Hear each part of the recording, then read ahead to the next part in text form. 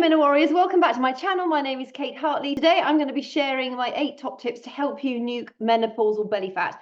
It is something that I get asked about all the time. The ladies that I work with, I struggled with it when I first went through perimenopause. Actually, there is 80% of us who within 2 years of stopping your period will see a significant increase in menopause belly fat. You'll see a change in your body composition. So you might find that your legs are getting thinner and you're depositing more fat around this. It's important that you understand the difference between subcutaneous fat, which is the fat that's all over our body, so it's the fat that's underneath your skin, versus visceral fat. Visceral fat is the belly fat. Visceral fat is the dangerous fat. Visceral fat is inflammatory. It actually creates inflammation in the body. It has it's linked to increases in stroke, heart disease, various cancers, diabetes 2, Alzheimer's. There's one thing in older age that you are most afraid of. What is it? It used to be, for me, it was cancer. I know I look after my heart really well. We do have cancer in the family, not hereditary cancers, but it's there. And I actually think Alzheimer's for me would be the major one. The thought of actually just like, because we don't have a policy yet in the UK where you are able to decide your end date when things get to such a degree, which I just think is ridiculous. I know that's another topic, but Alzheimer's for me, the thought of just rotting away gradually is just awful. And yeah, be interesting. Drop it in the comments. What's your major fear of getting older if you were to contract one of these major diseases? So by focusing on our visceral fat, you are significantly reducing the impact of some of the very major threats to your longevity. It's really important that visceral fat is so like adipose fat, fat underneath your skin. You can pinch that. You know, if there's squidgy bits, you can pinch it. Visceral fat tends to be quite a lot harder. So while you've probably got adipose fat as well, so the fat just underneath the skin, so you're going to be able to pick some. You'll be able to pinch some of the skin over your belly. Plus, if you've had children, you know, it does stretch your skin. But the visceral fat is actually quite hard. Visceral fat can literally go up to here, and it spreads around your adrenal glands, your kidneys, your liver. It can get into the liver, fatty liver disease, your stomach, your small intestine, your large intestine, and it just stacks away inside. If you've got a lot of visceral fat, it's likely that you're going to start to look pregnant or extremely bloated, and that is a sign of visceral fat. How do you actually know if it is visceral fat? Well, this is quite an interesting thing. I've been doing some research on various methods. Yes, there are DEXA scans that can show your visceral fat. You can also have sort of various magnetic things going on, but those obviously cost quite a lot of money. What I've found, the easiest way to work it out is your waist to hip ratio. So you would measure, whether it's centimeters or inches, it doesn't really matter. You'd measure around the smallest part of your waist, and then, indeed, if your waist goes out, do it around your tummy button, and then the largest part of your hip. So the widest measurement around your bum and your hips, and then you would divide your waist measurement by your hip measurement, and that would then give you your hip to waist ratio. Anything above a 1 is significant and something that you want to start to work towards reducing. Ideally, sort of 0.85 is quite a healthy indicator. I measured mine's not 0.73, so I know that I'm safe, and it's unlikely that I've got a lot of visceral fat. I do live a lifestyle that focuses on not having visceral fat, but I really want to share with you what you can do to achieve that, because it is something that we all struggle with. And like I said, when I first went through perimenopause, I noticed the weight gain creeping back on. I was pretty much starving myself. I was doing more workouts. Like so many of the women I speak with, they go, I'm just like hardly eating a thing, and I'm doing all this stuff, and I was pretty much working myself into the ground, and I'm still putting on weight. Why is that? And it is because we need to change it up. Actually, it's about it's using food as fuel. So rather than looking at it as weight loss, which we've all been conditioned to do. Yeah, I was born in 1970. I grew up in the 1980s. You know, the way to be was stick thin. And while stick thin is not healthy either, we do have a real obesity epidemic right now, largely driven by the fact that food labels are so misleading, food is being made to be addictive, we are more sedentary, and it's the hidden sugars, it's the high fructose corn syrup, which they now rename as something else because we've all caught on to high fructose corn syrup. If one of the easiest things that if you were to just stop this video now is, I would say, just stop drinking sweetened fizzy drinks, whether they have artificial sweeteners in or whether they have sugary, the real sugar or the high fructose corn syrup, put them away. Do not drink them. Drink water. Have flavored water if you need to. Flavor your own water. Don't buy flavored water from the shop. Just do it yourself at home. Don't add sugar to your drinks.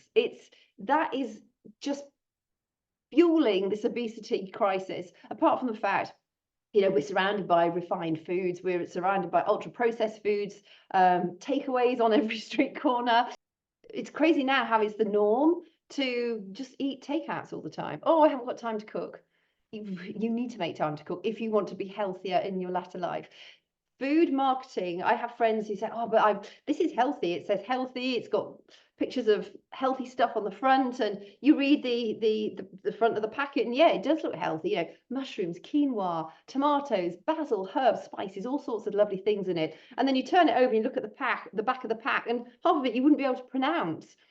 Just go home and put some quinoa on with some tomatoes and some fresh basil, or even just basil out of the herb jar, and make your own mushrooms and onions. It takes very little time to do, and you're not going to have any of the additives that they give you in the shop. So if you turn this off right now, just stop buying food prepared, stop buying shop prepared drinks and food. Make your own and get yourself off the sodas. Get your kids off the sodas. They don't need them. No baby is born needing sugar. The only reason a baby then starts to want sugary drinks, or a child wants sugary drinks, is because you've given them to them. Kids can grow up quite happily on water and milk or formula or whatever milk you give them. They do not need to have the sweet stuff. And while you might be thinking, well, that's really boring, it's healthy. It's not boring. It will save their teeth, it saves their bones, it will save them developing obesity. How many seriously overweight kids are there out there? That there should be none. Kids should be outside playing. Kids should not be fat. And there is no, as our parents and as our guardians, we need to be the ones enabling them to be not fat, even despite the food marketing and the labels that are out there. And you might think that's really harsh. That is pretty blunt, but it's a fact. Give them water. They'll soon get used to it. When I was younger, we used to have sweetened tea, and I remember Mum taking us off sugar. She said, "No, you don't actually. We don't need the sugar. It's we know now it's not healthy for us." And the first 2 weeks of that sugary tea were disgusting. But then we just got used to it. And the thought now of drinking sugar in our tea is just like, why would I ever put sugar in my tea? And you get used to it. We all get used to it. So it's about sort of leaning into having a willingness to change. I'm talking to the converted already here, because I know you are very proactive about wanting to make significant positive impact in your lives. But it is a fact that there is so much hidden stuff in our food and drink that it makes it incredibly misleading for you to understand, are you doing the right thing or the wrong thing? If you can prepare your stuff from home, your drinks and your food from home, you know what's gone in it. And I think that is the most simplistic way of feeding yourself. So why do we gain this visceral fat as we go through perimenopause and beyond? It's largely down to our hormones. So as estrogen levels fall, cortisol, one of our stress hormones, rises. We have more cortisol receptors around the belly than we do. We've got 4 times the amount around the belly than we do in any other part of the body. But also as cortisol rises, so does insulin.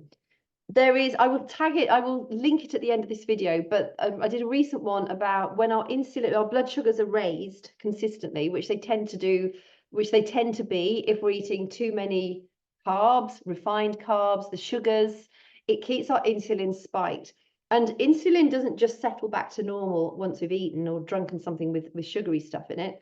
It goes up, and then it'll eventually start to peter off a bit, but then we're eating again or drinking again, and then so it goes up again.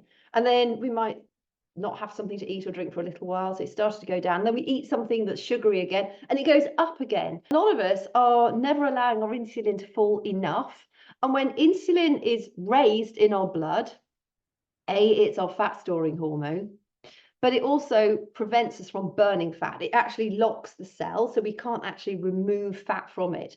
So I will link that video at the end of this, and I'll link it below in the description box as well, just in case you want. It was the science of why we need to be really mindful of the macros that we're eating. Just to go on to macros very briefly, because I'm about to kick off the second wave for my 21-day challenge, and it's been phenomenal, the amount of information that the women that I've been working with have been learning. Fat, out of the 3 macros, so you've got your fat, your proteins, and your carbs, which includes vegetables and fruit, as well as the other obvious carbs. Fat has the smallest amount of impact on your insulin. Protein does spike your insulin a little bit, but pretty insignificant. Whereas carbs, any kind of carbs, do spike your insulin more. But then there's a big difference between healthy carbs and the not healthy carbs. So healthy carbs, we need them. We need the vegetables, we need the fruits. They are an essential part of a healthy diet. We need them for the vitamins, the antioxidants, the minerals that the fiber that they have. I'm going on to that in a few minutes. It's the refined stuff we really want to cut out, because that shoots our insulin up and rarely does it come back down. Plus, it sets off a chemical imbalance in our bodies. It then leads us to want to eat more rubbish more often, and it just has this self-perpetuating downward spiral that you're not sleeping so well, your gut health is compromised, you're increasing more inflammation, you're creating more visceral fat, which then increases more inflammation. It actually generates inflammation in the body. And so then you're stuck in this vicious circle. And yes, you can get out of it, but it takes some willpower. It takes a real commitment for a few days while you're just sort of getting out of that sort of sugar addiction cycle. And then once you're out of that cycle, it's much easier to then bring it in and then learn how amazing it feels once you have got out of that cycle. But there will be a few days when you really need to be mindful about making sure you're planning your meals effectively, so that you're not getting enough time to think, oh, I've got a craving coming on, or oh, I really need to eat this. If you've got your meals planned out and they're healthy meals, they are going to keep you nutritionally satiated so that you don't get those cravings. And if you need to reach for something sweet, and maybe you've had your evening meal and you're just thinking, oh my god, I need something sweet, you've got a healthy sweet dessert to eat. So it's something that maybe Greek yogurt with some berries on top. When you plan for success. When you don't plan, it really does increase your chances of failing significantly. I'm actually talking about meal planning and prepping in my body confidence group later today with my ladies, because meal planning and prepping is the difference between success and failure, I would say. We all often know what we need to eat and drink, but when you're hungry and you've not had chance because you didn't have the time, people think meal planning and prepping takes a lot of time. It saves you time. It saves you so much time. It saves on waste. It saves you money. It means that you can batch prepare your stuff. Even if you say, yeah, but I like my fruits fresh every single day. That's fine. You can still create a healthy base that then you just add a few extra fresh things to on a daily basis. But if you've got the majority of it prepared, even if you just do 3 days and then freeze some meals for the week ahead, it still helps enormously. When you've got a very busy life, 3 hours, two or 3 hours of meal prep will save you so much time throughout the course of the week. But most importantly, it will save you making those poor choices. You've gone to work, you didn't have time for breakfast, you grab something fast at lunch, you're literally starving by 3 p.m. arrives, so then you grab what's marketed as a healthy snack bar that's laden with various sugars that are no good for you. It says, oh, it's high in fiber on the front, and it's got barely any fiber in it at all. And then you get to the evening, you're on your way home, you're stuck in traffic, you're starving hungry, you pass the drive-through and you think, oh, stuff it, I'm just going to have a drive-through tonight. And then you just repeat that on a daily basis. Most of us are not eating what we need nutritionally, which leads us to have these cravings. So when you understand your nutrition, when you're on point with understanding how to eat for energy and live for energy, it has a profound impact on every aspect of your life, particularly getting rid of belly fat. So I'm going to go share my 8 tips with you now. So firstly, it is protein. Make sure you are eating enough protein. The reason you need to be eating protein is, like, as I mentioned earlier, it has not such a great spike on your insulin, but the vast majority of us are not eating anything like the amount of protein we need to be eating. As a perimenopausal or postmenopausal woman, you need to be adding strength training if you've not already started it. Just start small and build up to that. The great thing about strength training is it will help prevent osteoporosis, it will help improve your bone density, it'll prevent the atrophy of your muscles, which necessarily happens as we get older. That cortisol rising that happens as estrogen falls. Cortisol has a breaking down effect on our body tissues, which is why you are at much greater risk of developing osteoporosis, and also your muscles, they just vanish. So you actively need to be working them to keep them strong. By eating sufficient protein, when you're strength training, you're giving your body what it needs to effectively work properly and to build lean muscle. When you're building lean muscle, your caloric burn increases. Protein also uses more energy from the body to actually digest. So that is using more energy, which is using more calories up to digest protein. Protein is the building block of literally every cell of our bodies. It's incredibly important. The vast majority of us are not eating enough. To understand how much you should be eating, take your goal weight. What is your ideal weight? So say it's 140 pounds. You would want to aim to eat around about 140 grams of lean protein every day. And the vast majority of us, we might grab some cereals in the morning or maybe around a toast. We rush off to work. We might have, I don't know, jacket potato or sandwiches or something at lunch, but we're not having enough protein in that. And then at the evening, we think, oh, better pull some protein together. We can only assimilate, our body can only use around sort of 25 to 30 grams of protein at a sitting. So you have to eat protein throughout the course of the day. So make sure you're getting some protein for your breakfast, make sure you're getting protein for your lunch, make sure you're getting protein in your evening meal, and maybe consider something like Greek yogurt, which is high in protein, or cottage cheese as a sort of mid-afternoon snack if you're still a bit hungry. And that will help bump up your protein. When I have an omelette or scrambled eggs, I normally always add either a dollop of Greek yogurt or a dollop of cottage cheese in it. You might think, it's disgusting. Actually, it's quite nice. And that helps get a bit more protein in. I also do drink a protein shake after I've done my workout. And I also have another protein shake, which with the adaptogen herbs later on in the day. I have that directly after my sort of late-ish lunch. I have it as sort of a bit of a sweetener after that. It's not a sweetener, but the way I look at it is my healthy dessert, and that has more protein in it as well. So that's how I managed to work to get enough protein in. But when I first started, it's just like, I thought I was probably pretty much on with the protein. No way, I was falling so far short. And the other thing I've started doing recently, the last sort of 3 months, is having a protein meal before I do my workout. I don't like eating breakfast. So for me, I used to do intermittent fasting. I will come on to that in a minute. I really have to sort of force myself to eat something before I do my workout. So now I just have Greek yogurt with some milled flaxseed or milled linseed on top, because that's high in protein, some berries, because those are very high in fiber. And when we eat fiber with our protein, we actually get more benefit out of our protein. The body synthesizes it over a longer period of time. So it's not just about eating protein as one macronutrient, it's about eating it as part of a healthy meal.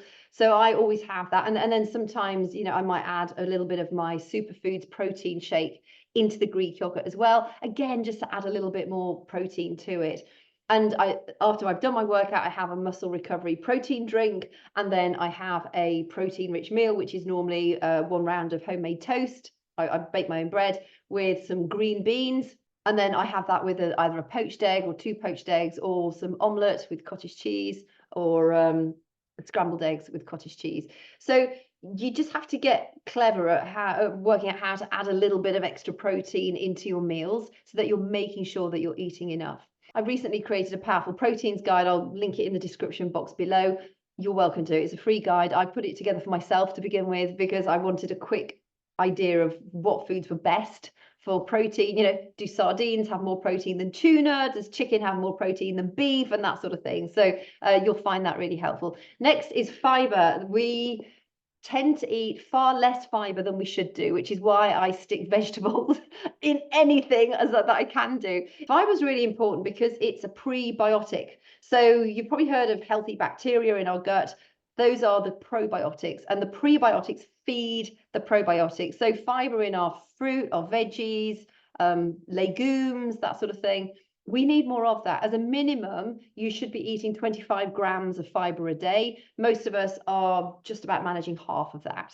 In an ideal world, I aim for 30 to 35 grams of fiber a day, so I know that I'm really doing myself good. It helps to keep things moving. So if you struggle with constipation, eat more vegetables, eat more fibrous fruit. And in actual fact, avocados, if you like avocados, they are really, really high in fiber. Things like a cup of berries, you get 8 grams of fiber per cup. They're pretty good. One avocado contains 13.5 grams of fiber per cup. Chickpeas, 16.2 grams per cup. Lentils, I think they're 15.9 grams per cup. Black beans are 15 grams per cup. Kidney beans, I think, are 13, just over 13 grams per cup. Peas are about 4 point something grams per cup. But yeah, you can Google grams, how many grams of fiber in various vegetables. So just become aware of the foods that you can help eat regularly to have enough fiber. I think over the course of the day, I'm easily getting my 35 grams because of the amount of berries I eat, the amount of vegetables I eat. And again, I try and eat vegetables at every single meal. I'm normally eating vegetables 3 or 4 times a day. But studies have shown that women who eat more fiber have a lesser amount of visceral fat. So fiber, the prebiotics, that brings me on to number 3, which is the probiotics. So like I said, they're the healthy bacteria. Probiotics are just so important for your gut health. We need a wide range of probiotics. If you ever take a supplement, aim for a supplement that contains 1 billion plus probiotics because of the wide diversity that you can get hold of. Foods high in probiotics are soft cheeses like brie and camembert, fermented foods like kombucha, kefir, kimchi, sauerkraut. I brew my own kombucha. It's brilliant. I love it. If you want to reduce your amount of alcohol, kombucha is a really healthy alternative. I brew my own because I don't want the stuff they stick in it in the shops. And I brew mine for a longer period of time because you start it with sweet tea and plus a culture. And if you brew it for longer, the sweetness goes down even more. I'm very keen on not eating too much sugar, and so I love that. It's a really refreshing drink at the end of the day. So if you're looking to reduce your amount of alcohol, which ideally you need to, because that does contribute to visceral fat as well, try something like kombucha. It is just a refreshing, nice, different drink at the end of the day, and it's great for your gut health.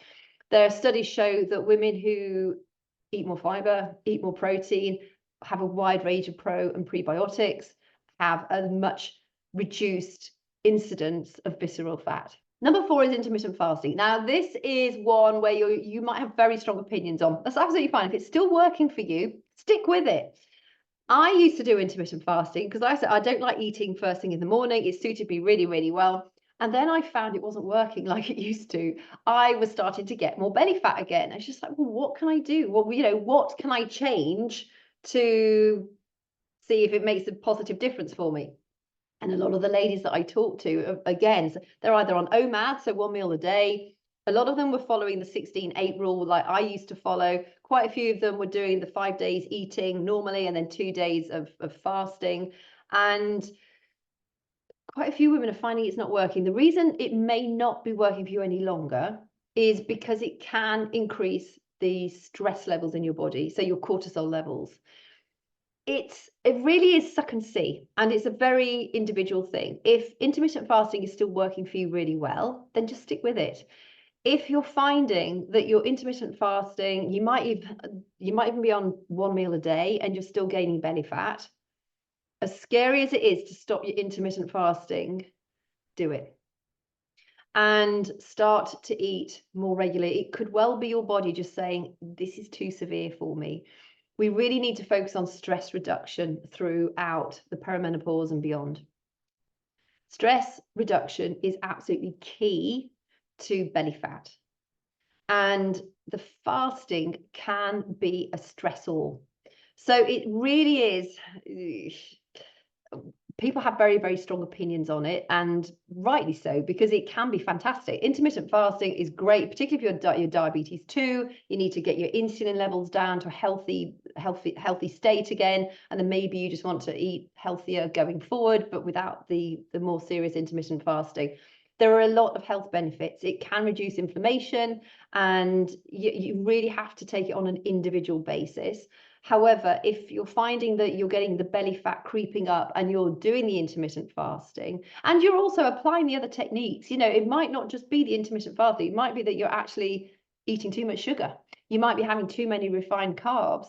A lady messaged me the other day. She said, well, I try and do quite well on my food, but I do quite like the drive-through. And I am doing intermittent fasting quite seriously, but I'm still getting the belly fat. And I do try and work out consistently, but I'm not always that motivated to do it. It's just like, well, you kind of have to commit to making an improvement, because otherwise you don't know what it is that's causing the imbalance. Yes, strength train. Yes, reduce the fast food. Yes, get rid of the refined sugars. It might not be the intermittent fasting that's causing issues. So, you know, it is one of those. If you're doing all the other things and you're finding that you're still getting the weight gain, it could well be that intermittent fasting is causing that problem. Only you will know. And the only way you will know is if you take it away and then, you know, eat. If you're on 1 meal a day, try 2 meals a day. And if you're on, you know, you're doing the 16-8, to be honest, I mean, that's what I was doing. And I found the belly fat creeping up. That isn't that severe either. You might just do 14, 14, 10 and try that. So it just stick with it. You are the best one who knows what's going on in your body. And there are so many things it could be, but if everything else is being kept equal and all of a sudden you're finding that your belly fat's creeping up, it might be because the intermittent fasting is causing too much of a stress on your body. And the ladies that I've been working with that did stop the intermittent fasting are finding that their belly fat is going down. So I don't think that would be the response for everyone, but it could well be the response for you if you are doing intermittent fasting, you're leading a healthy life around that, and you've still got the belly fat coming on. Number 5 is exercise. It's so important. Again, if you're like a long distance runner, if you're a long distance cyclist or swimmer, you might love it, but it might not be helping your belly fat. Also, because the long distance endurance activities are breaking down your muscle. Yes, you'll have nice, you know, you'll be strong, lean muscles where you're running to use those, but you're not building up muscle. And you really do need to focus on muscle building when you're going through perimenopause and beyond, because it helps with that caloric burn. It keeps your bones strong. It keeps your muscles strong. It keeps your metabolism fired up. It helps to reduce inflammation. It promotes happy hormones. And yes, you'll probably say, oh, but I love the runner's high. I understand that. I'm a long distance. I love swimming. I absolutely adore swimming. I could swim forever. And I get the same from swimming, but it doesn't serve my body with the goals that I have. And strength training has to become part of your weekly regimen. If you're brand new to fitness, I would just do it 2 to 3 times a week to begin with. If you are fitter, I would be doing it 4 to 5 times a week. HIIT training, high intensity interval training, is pretty good too, so long as you're not doing it for too long. So I really mean high intensity, small interval training, and then enough time in between the various bursts of activity so that your heart rate can really come down again before you start your next bout. Because too much of elevated heart rate will also contribute to the belly fat, because it spikes your cortisol levels, which then spike your insulin, which is your fat storing hormone. That's why I follow a program. It's all put together for me, and I don't have to think about, oh, what am I doing today? I just follow the program and it works really, really well. Number 6 is sleep. Sleep is the foundation for everything. It's been said recently that women need more quality sleep than men do. The original tests were on men, and apparently 8 hours is the sweet spot for most men, and that women, it should be 9 to 10 hours. Well, who gets to sleep for 9 to 10 hours? I think so long as you are waking up feeling refreshed, and you're probably saying, how would I feel refreshed? I never feel refreshed. I've got the menopause, I've got hot flushes, I can't sleep well. Aim for that. Aim to feel refreshed. It's really about having quality sleep over the quantity of sleep. And it is something that's a bit of a bumpy road through the menopause. Chronically, my sleep is fairly rubbish. I go through phases more recently now where my sleep is much, much better, particularly when I'm bossy with myself. So I'm eating earlier in the evening, I'm not having a cube of chocolate. I love dark chocolate after my evening meal. I don't have that. And I'm making sure that I'm not working on my computer later, no screens, no bright lights. And often that works really, really well. There's the odd night which trips me up. But on the whole, when I'm bossy with myself and I get to bed early, yes, I wake up early, but for me, that suits really, really well. I'm much more of an early bird than a night owl. But I had to get really bossy with myself, and then my sleep improved. So there are still a lot of things that we can do ourselves. We blame it on other things, but when you really get down to the honest reality of it, are you really doing everything you can to make sure that you sleep as well as you can? And again, this goes back to meal planning and meal prepping too, because if you've got it all ready, even if you come back from work late, you've still got your meal ready. It's there. It's sat either in the fridge or in the microwave or in the slow cooker. It's there ready to go for you just to heat it up or to eat it cold. Number 7 is manage stress. Stress is such a huge problem for perimenopause and menopause. Apart from the fact we do get more stressed through the menopause, because of that, as estrogen falls, cortisol, one of our stress hormones, rises. So we're already facing that battle of increasing stress. You might be feeling the anxiety creeping upon you for no reason at all. That's something that happened to me. I'm an anxiety specialist. I'm a psychotherapist. I'm a hypnotherapist. I work specifically with children and adults who struggle with anxiety. And I found it creeping up on me. It was just like something really heavy sat on my chest, and I was fizzing, and I recognized it for what it was, but it was horrible. And it took me a while to work through all that. And a lot of deep breathing. Deep breathing works really, really well. And also trying to meditate, which I'm rubbish at. Even when I try, I'm just such a bad at meditating. I'm bad at yoga. I'm just a busy brain. I'm a doer. And there are various things. You have to find the thing that works best for you. People always say, oh, meditation is what you need to do. And this, journal, that would drive me nuts. But it can be really helpful for you if you find that sort of thing beneficial. We really have to find what suits us best. There are so many, you should do this.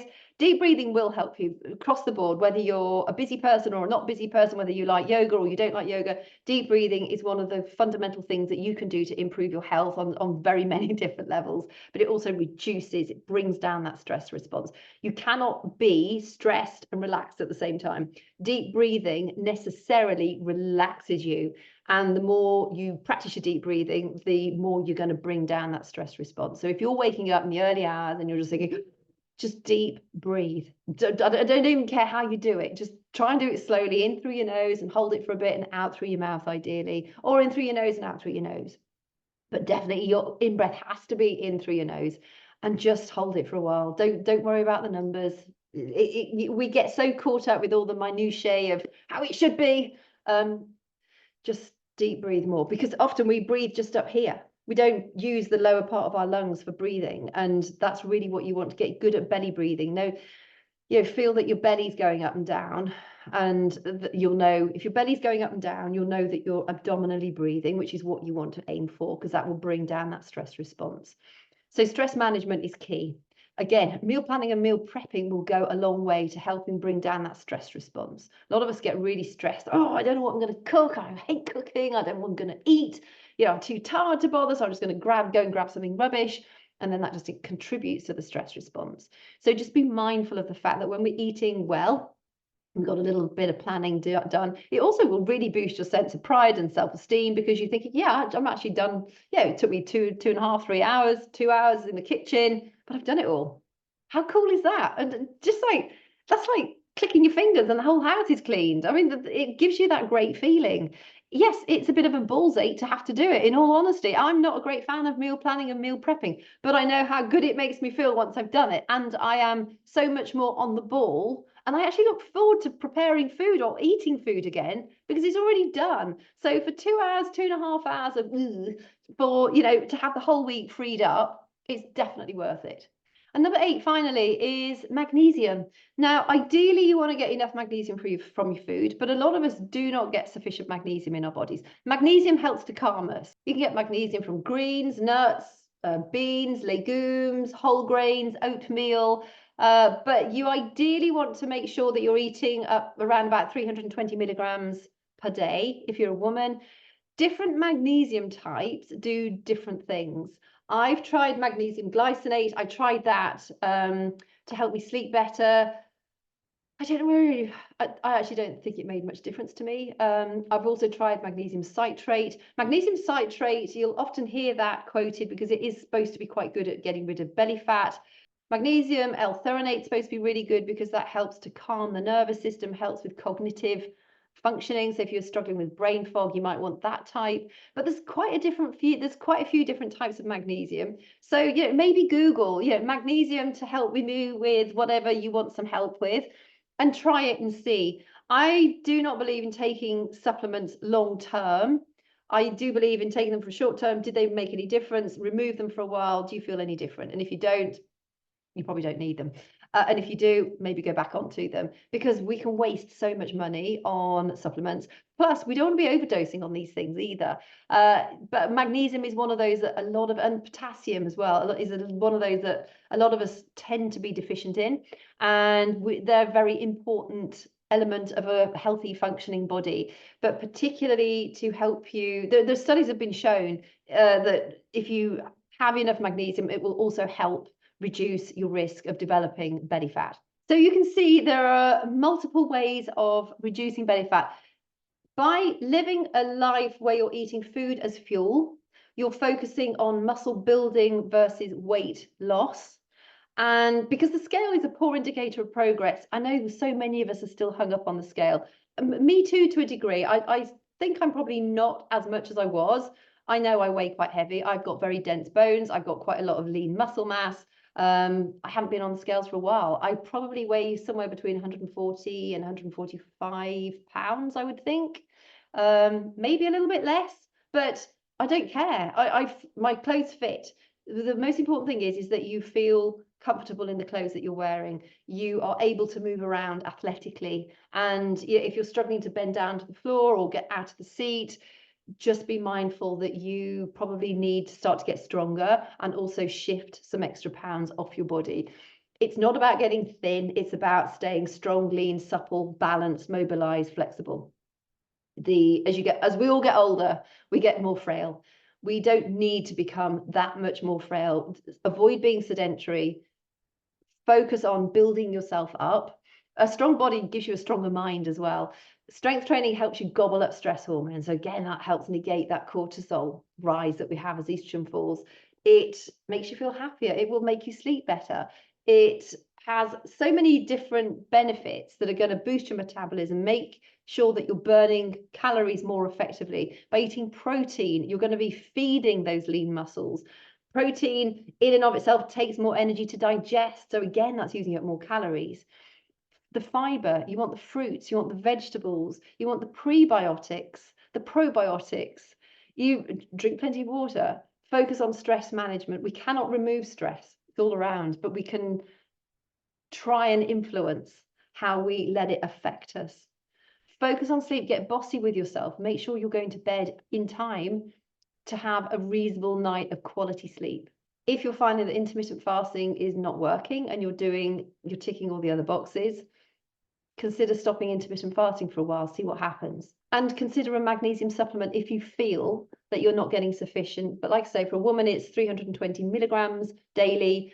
You might well be getting that from the food that you eat. If you eat a wide range of fruits and vegetables and you just have whole foods, when you fuel your body properly, like our ancestors did, it fixes a lot of problems. It's the chemicals, it's the hidden sugars, it's the refined foods, the ultra processed foods, which are largely responsible for a lot of the weight gain, the stress, the chemical imbalances that we're feeling in our bodies. Go back to basics, and it's not rocket science. And you'll find that as you start to feed your body with healthier food and you move your body like you should do, that will have a positive impact on your sleep, on your stress levels, on your belly fat. It'll help improve your gut bacteria. Everything improves when you take just a few small steps towards progress. So I'd be really interested to hear, do you intermittent fast? Does it work for you? If it, or did it used to work and it no longer does? You put it down in the comments. It'd be really interesting. And, it's not an all or nothing thing. It might be great for you, but it's not great for some other people. Like me, it was used to be great. Now it's not so great. So it would be very interesting to hear what your thoughts and comments are about intermittent fasting and anything else that I've covered today. Do you take a magnesium supplement? If you do, which magnesium supplement do you take and why do you take it? Because again, that just helps anybody else watching to think, oh, okay, well, she did magnesium citrate and it really helped her with this. I think the anecdotal evidence is so powerful. It really does help you when a company is selling a product.